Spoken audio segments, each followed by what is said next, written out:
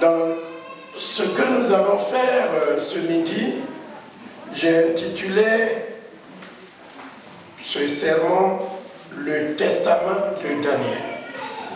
Le testament de Daniel. Et dans ce testament, il y a certes les exploits, le courage de Daniel.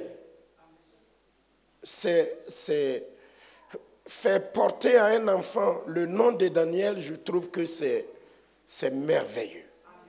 C'est extraordinaire. Je suis persuadé que les parents n'ont pas choisi ce prénom en vain. Parce que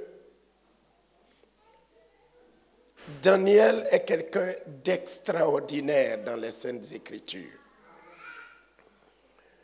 Mais derrière ce que Daniel a fait, comme mon fils le disait tout à l'heure, c'est parce qu'il avait Dieu avec lui.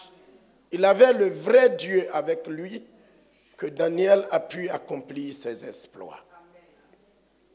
Dans ce testament, Daniel nous laisse 3 choses. Comme je ne voudrais pas être long, je vous donne les 3 choses. Je vais essayer de commenter un tout petit peu et puis aller m'asseoir. Mais dans le testament de Daniel, la première chose que Daniel nous laisse, qu'il laisse aux parents, qu'il laisse à chaque croyant, c'est que nous devons être fidèles à Dieu là où Dieu nous a placés. La première chose qu'il faut retenir, c'est que Dieu te demande, Dieu me demande, Dieu demande à chacun, à chacune d'entre nous d'être fidèle à Dieu là où Dieu nous a placés. Est-ce que quelqu'un voudrait me donner un amen? Amen. C'est assez faible. Amen. Un amen beaucoup plus fort que ça. Amen. Merci beaucoup. Dieu te demande aujourd'hui, ma sœur, notre invité, frère et sœur en Christ, d'être fidèle à Dieu partout où Dieu t'a placé. Dieu nous demande de la fidélité. Dieu veut que nous soyons fidèles à nos maris, à nos femmes, à nos enfants, à nos parents, à lui Dieu, que nous soyons fidèles à Dieu dans notre engagement. La parole de Dieu dit, beaucoup de gens proclament leur bonté, mais l'homme fidèle qui le trouvera. Et je vois, comme Fidèle le disait tout à l'heure, qu'un jour, nous tous, nous nous retrouverons devant le tribunal de Jésus-Christ pour rendre compte de la vie que nous avons menée sur terre. Et une des choses que Dieu aura les yeux là-dessus pour demander à chacun d'entre nous, c'est que est-ce que nous avons été fidèles? Il dira à celui-là qui aura été fidèle, bon et fidèle serviteur, entre dans la joie de ton maître. Est-ce que tu es fidèle? Est-ce que je suis fidèle? Partout où Dieu t'a placé, dans le travail, dans ta famille, dans la société, Dieu demande de toi fidélité. Pourquoi je dis que le testament de Daniel contient la fidélité? À l'époque de Daniel, là je suis dans le chapitre 1, du verset 1 jusqu'au verset 7. Je ne vais pas lire parce que je n'ai pas assez de temps, mais je vous donne le contenu. Le roi Nebuchadnezzar, le roi de Babylone, avait conquis Juda et il a emmené en exil Daniel et beaucoup de jeunes gens, plus ses 3 amis que vous connaissez bien. Il les a emmenés en exil, plus tous les trésors qui étaient dans le temple de Dieu. Il a tout ramassé et il les a emmenés en exil à Babylone.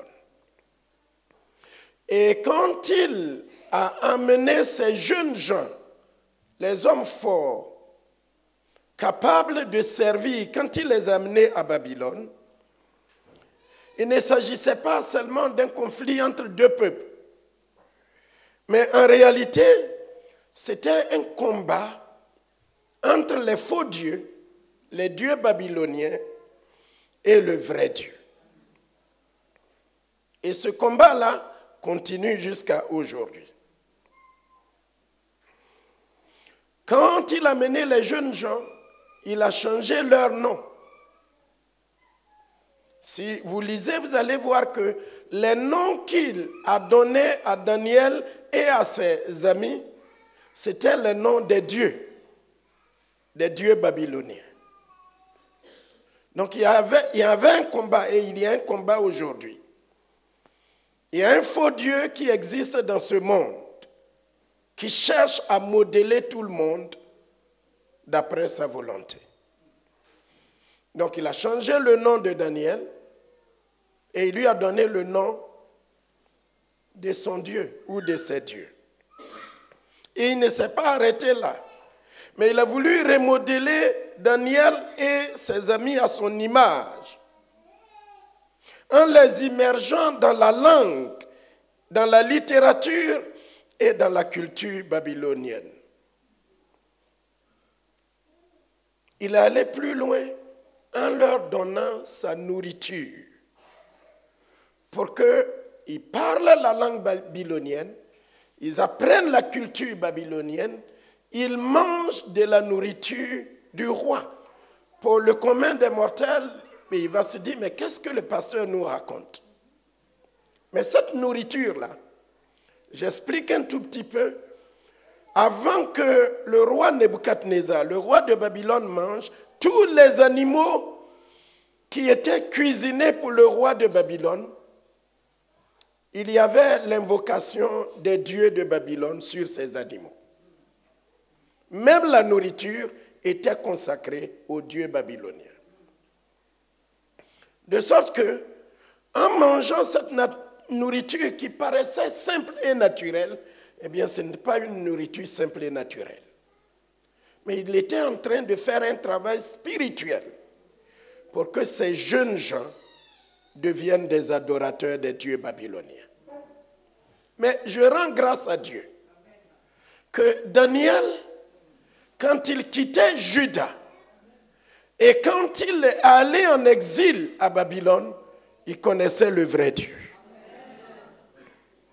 Et c'est le vœu de mon cœur que Fidèle et Armande inculquent à leurs enfants et que chaque parent ici, comme je suis en train de le faire ce midi, nous puissions inculquer à nos enfants, inculquer à l'Église qui vit dans ce monde babylonien. Que certes nous vivons dans le monde, mais nous avons une culture spirituelle. Nous avons une langue spirituelle. Nous avons un Dieu qui est l'unique Dieu. Vous allez voir que chaque fois que le roi Nebuchadnezzar appelait Daniel, il ne l'appelait pas du nom de Daniel, mais il l'appelait du nom qu'il lui avait donné. Parce qu'en fait, il était en train de faire un travail spirituel pour que ces jeunes Israélites deviennent des Babyloniens. Et il a été dit ce matin que le monde aussi est en train de travailler pour changer notre culture, pour changer notre langue, pour changer notre façon de manger. Et ce n'est pas manger seulement, mais pour que nous devenions des serviteurs des dieux morts. Et gloire soit rendue à Dieu. Daniel a toujours su dire non. Lorsqu'on a voulu lui donner à lui et à ses amis la nourriture du roi, il a dit non. La boisson du roi, il a dit non. Chaque fois que le roi l'appelait par son nom, lisez le livre de Daniel, il répondait « Moi, Daniel ». Moi, Daniel. Parce que Daniel, en hébreu, signifie « L'Éternel est mon juge ». l'Éternel est mon juge. Daniel signifie l'Éternel est mon juge. Donc il répondait toujours, il savait qu'il y a un Dieu qui le regarde, il y a un Dieu qui le voit dans ce qu'il mange, là où il dort, sa culture, sa langue, son attitude, son comportement. Daniel n'a pas dit, je suis en exil, loin de ma patrie, loin de ma famille, loin de mon Dieu. Il sait qu'il est en exil, mais son Dieu n'est pas en exil. Son Dieu était avec lui. Et il est resté fidèle. Voilà le premier message du testament de Daniel. Dieu sait que nous vivons en France, que nous vivons sur cette terre. Il y a une culture dans ce monde. Il y a un comportement dans ce monde. Il y a un caractère dans ce monde. Il y a un Dieu de ce monde. Mais Dieu veut des Daniel, des hommes et des femmes fidèles à leur Dieu. Que tu sois français, citoyen, que tu aies des papiers, que tu n'aies pas des papiers, j'espère que tu portes la nationalité de ton Dieu et que tu vivras différemment. Je vous dis ça parce que, est-ce que vous savez le nombre d'années que Daniel a vécu en exil? Il a vécu plus de 70 ans en exil. 70 années, voire même plus, jusqu'à ce que Nebuchadnezzar meure et que le roi Cyrus vienne. 70 ans, je pense que s'il était n'importe qui, Daniel aurait changé. Daniel aura dit, si c'est 1 an, je peux résister. Si c'est 2 ans, je peux essayer. Si c'est 5 ans, je peux tenir. Mais 70 ans. J'ai dit combien d'années? 70 années. Est-ce que vous resterez fidèle? Mais Daniel a tenu.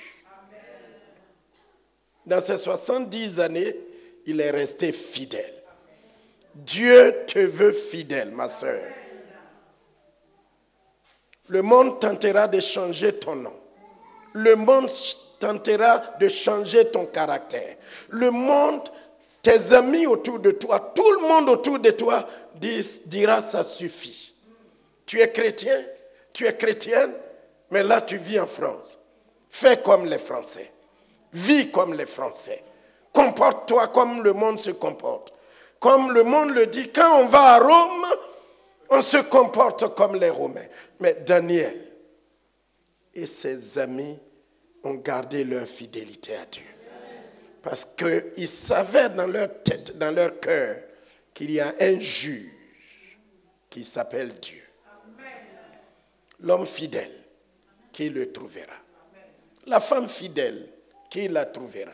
Le chrétien qui reste fidèle à ses principes, malgré les attaques, malgré les moqueries de ses amis, de ses collègues au travail, il n'y en a pas beaucoup. Si c'est 5 ans, il dira, j'ai résisté pendant 5 ans, mais 70 ans. Daniel ne s'est pas laissé modeler par Babylone. Il a été confronté. Il a été jeté dans une fosse au lion, mais il est resté fidèle à Dieu.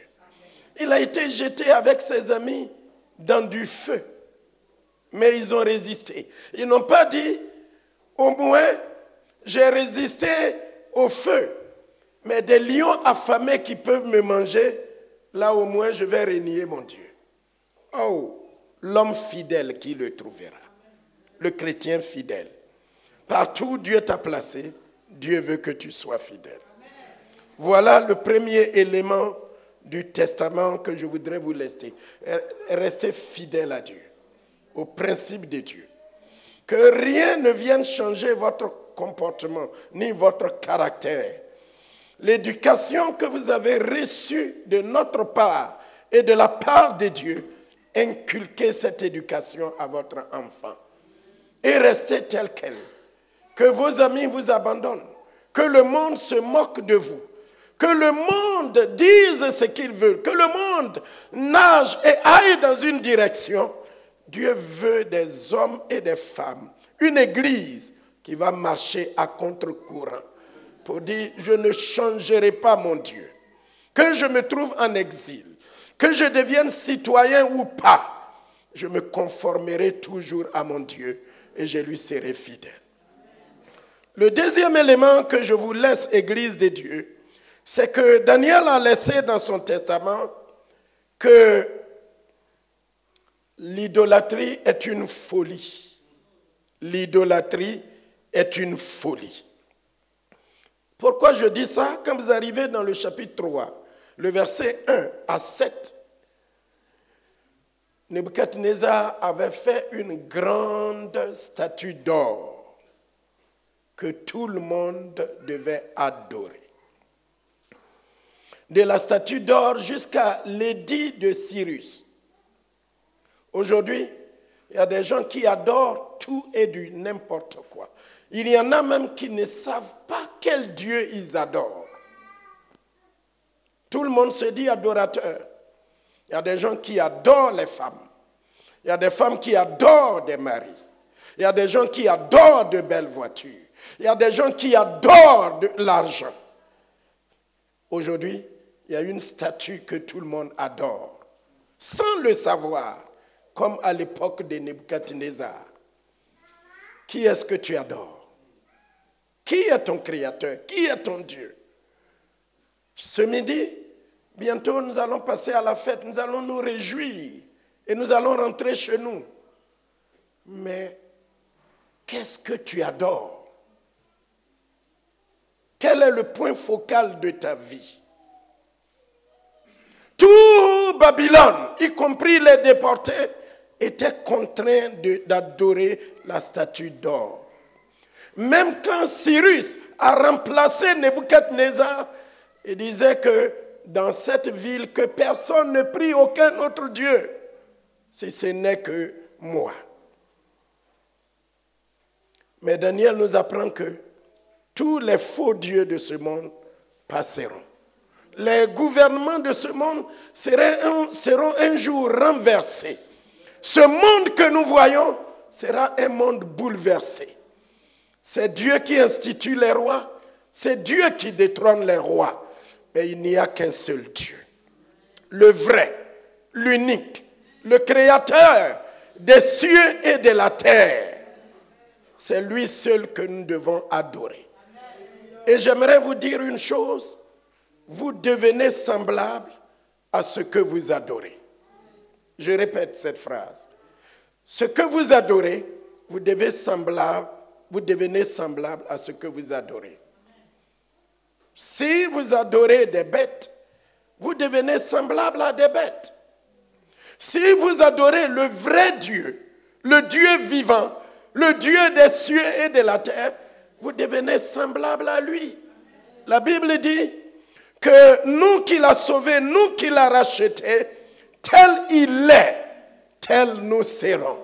Et l'Écriture dit que ce que nous allons être n'a pas encore été manifesté.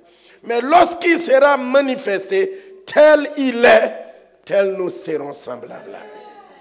Vous n'avez pas remarqué qu'un de vos amis, une de vos amies, quand elle s'est convertie, son langage a changé, son attitude a changé, son comportement a changé, sa façon de vivre a changé.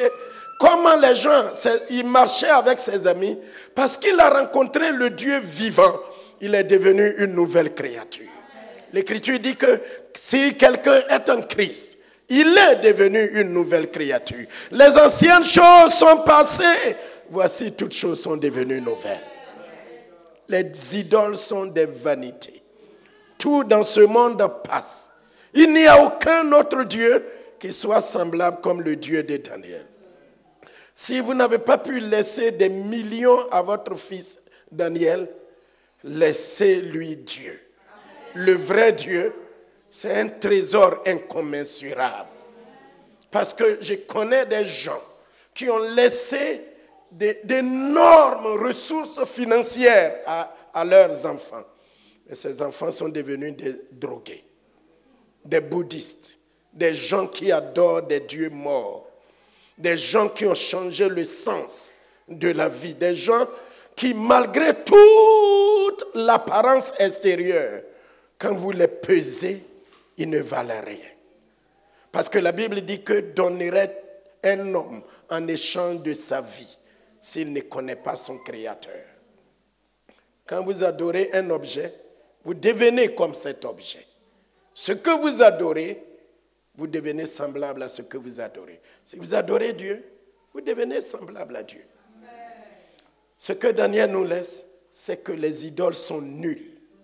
Les idoles ne valent rien. Elles ont des bouches, mais ne parlent pas. Des yeux, mais ne voient pas. Des oreilles, mais n'entendent pas.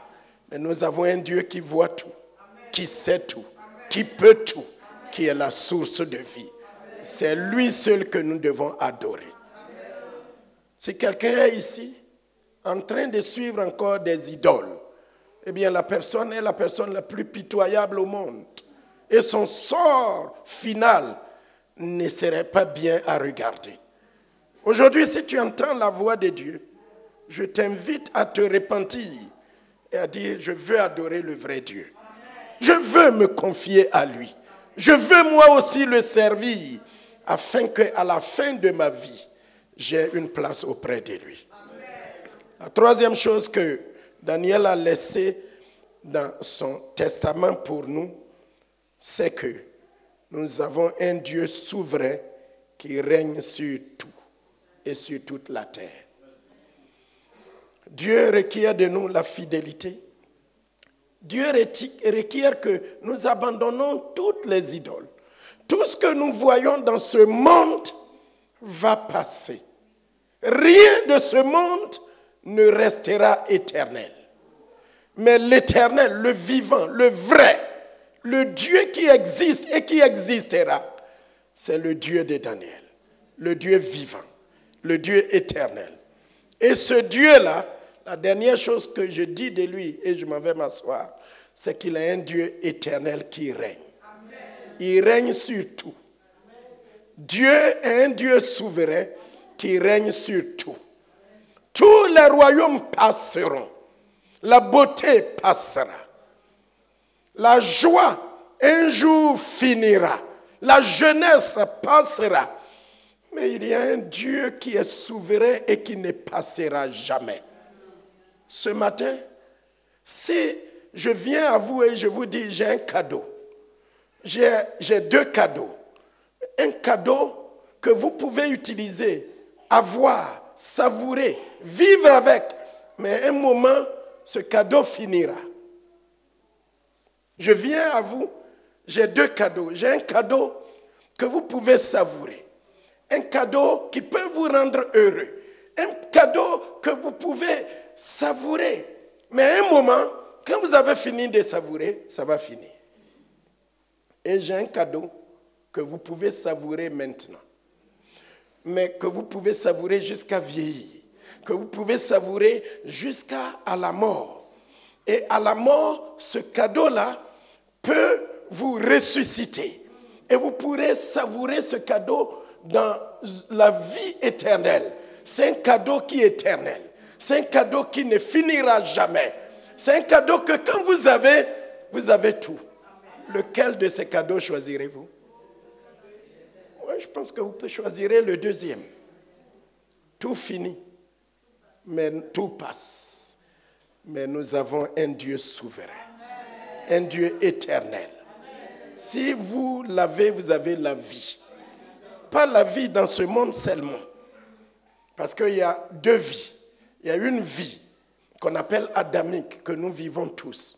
Mais cette vie-là, à 70 ans, 75 ans, les plus robustes, 100, 120 ans, et vous devenez comme un légume. Des fois même, il y en a qui oublient leur nom. Il y en a qui marchent en tremblant, parce que cette vie est finie. Mais après cette vie, il y a la vie éternelle. Et c'est ce que Daniel nous laisse.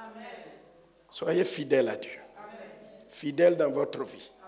Abandonnez les idoles. Abandonnez les choses qui veulent prendre la place de Dieu dans votre vie.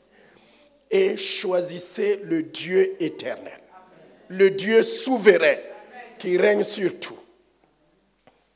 Voilà que j'ai fini. la chose que j'aimerais dire pour conclure, c'est qu'aujourd'hui, vous pouvez lui dire non. Aujourd'hui aussi, vous pouvez lui dire oui. Amen. Mais ce qui est étrange et extraordinaire à propos de Dieu, si vous lui dites oui ou non aujourd'hui, même quand vous mourrez, il vous ressuscitera. Et vous vous retrouverez devant son tribunal. Et il te dira, Mélanie, il te dira Adjo, il te dira Adjoa, il te dira Marcelin, Marguerite. Tel jour, tu as entendu de la bouche du pasteur Jean que je suis le seul Dieu. C'est lui qui juge les vivants et les morts. Qu'as-tu fait de ta vie? Ce jour-là, il n'y aura plus d'église, il n'y aura plus de Bible, il n'y aura plus de prédicateurs, il n'y aura plus personne qui va médier entre toi et Dieu.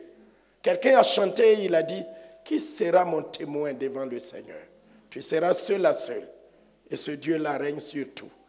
Et quel compte est-ce que tu auras à lui rendre? La préparation, c'est aujourd'hui. Moi, j'ai fait mon choix. J'espère que tu feras ton choix. Sois fidèle jusqu'à la mort. Inculquez la fidélité à votre fils. Quand il grandira, dites-lui que les idoles ne valent rien, que les idoles ne sont que vanité. Montrez-lui qu'il n'y a qu'un seul et un vrai Dieu, un Dieu unique qui règne sur la vie, qui règne sur la mort, qui règne sur maintenant, et ce Dieu-là appellera tous les hommes en jugement. Que vous le vouliez ou non, un jour nous serons tous devant le tribunal et chacun rendra compte. Et vous savez que ce Dieu-là, il ne dort pas ni ne somnole pas. Et il n'y a rien qui puisse être fait pour lui échapper. Vous imaginez quelqu'un que vous n'aimez pas, mais qu'à tout moment, si vous passez à gauche, il est là. Vous passez à droite, il est là. Le psalmiste a dit, où fuirai-je loin de la face de Dieu? Il y a des gens qui disent, si je meurs, c'est fini. Non, si vous mourrez, il vous poursuit jusqu'à dans le tombeau. Et il vous ressuscitera. Même si la mer vous prenait, vous mourrez dans l'eau, on ne voit pas votre corps. Eh bien, c'est lui qui vous a créé. Les grains qui composent, les grains de sable qui composent votre corps, c'est lui qui les a créés. Il suffit qu'il appelle ces grains de sable et qu'il dise Virginie. Tous les grains de sable qui sont dispersés viendront ensemble.